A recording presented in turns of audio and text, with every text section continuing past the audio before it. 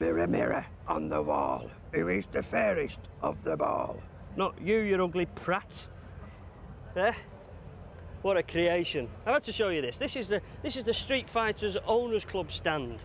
Yes, and they've got a fantastic arrangement of bikes and beautiful machinery, and these creations as well. And I reckon they're still having their flipping New Year's celebrations. It looks like a right party's happening. But this is produced by a bloke called John Bitmead of Creations, and a creation it is too. Awesome, innit? But that'd cost you like 600 quid, understandably, and I don't think it carries, no, I can't see one, a BSI standard. But there is another, let me just show you this. How about that, eh? Predator. That'll only cost you 300 quid. And I tell you what, there's a lot of work goes in this for 300 quid. But Paul was thinking of buying one, but I don't think he needs to be honest with you, because he's had his face done already, and that cost him 10 bob and a pickled egg.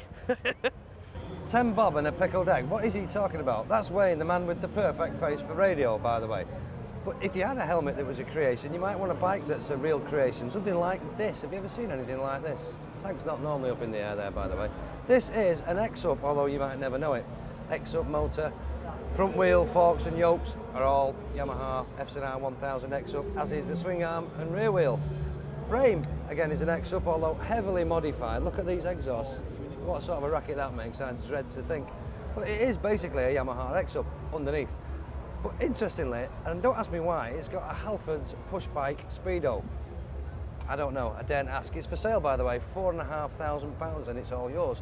But I want to show you this, which you may recall, you've probably seen before, if you saw the interview that I did at the Rock and Blues Custom Show earlier last summer, where this won the best rat bike. It's owned by a guy called Toe Cutter.